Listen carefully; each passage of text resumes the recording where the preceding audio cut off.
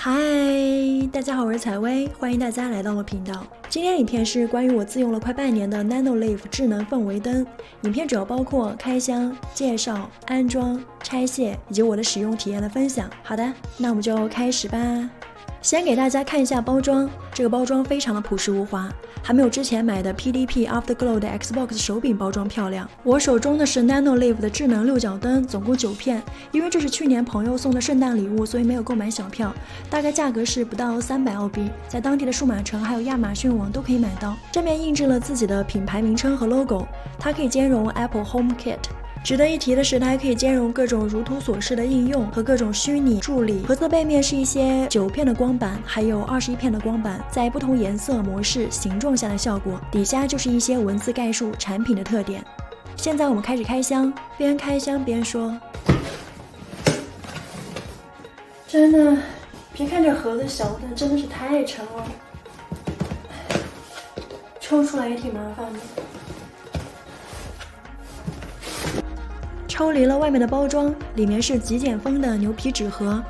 打开盒子，哇，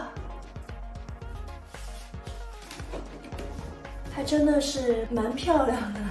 打开之后就是9块光板的推荐造型，还有说明书。这个说明书在安装的时候是一定要看的。拿出第一片光板，上面有图示介绍如何把光板按压在墙上。现在就一片一片把这些发光板取出来，每块发光板之间都有磨砂纸给予保护。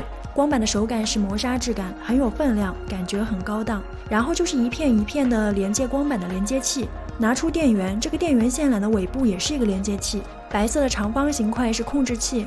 控制器可以接入到任何一片光板上，控制器上有电源开关、亮度调节、下一个情景模式、随机情景模式、乐感情景模式，可以在手机商城下载 Nanoleaf 的官方应用进行匹配设置相应的情景。另外就是仪式感满满的装在牛皮纸信封里的双面胶。好的，开箱完毕，下面就是安装环节。简单的说，每片光板上都有6个电路接口，安装时只需要把各片光板串起来就行。实操起来并不是想象中的那么容易，前期一定要计划好拼接的形状和第一块光板上墙的位置，这样才能够决定相邻的光板对应的是哪块。每块光板上需要几块连接器，插座连接在哪块光板上，才能保证线缆不会露出的太长。然后把盒子里配好的双面胶贴在光板背面的板子上，切记这个双面胶要往板外多留点位置，方便以后拆卸。当把连接器和双面胶固定好了之后，就可以上墙了。一个人安装的话，推荐使用水平仪，保证第一块上墙成功。接下来就是拼接，使用握拳手法，保证粘贴牢固了。好的，上墙完毕。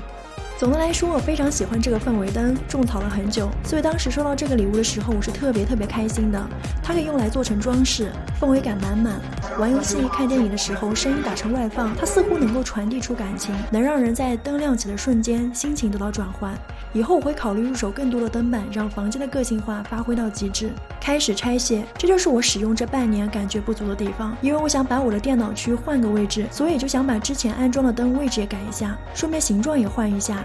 原装的双面胶是一次性的，把光板从墙上拆下来的时候需要非常的小心，拽胶的过程是非常的不轻松，但是非常轻松的是墙皮就撕掉了。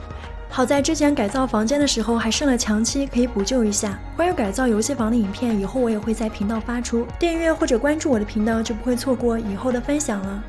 再次安装灯板的时候，最好推荐购买原装的双面胶，我是在亚马逊网上购买的，价格是17澳币。好的，总体来说不错吧？我是采薇，我的频道主要做些数码和游戏方面的个人分享，点个赞还有个关注哦，下个视频见。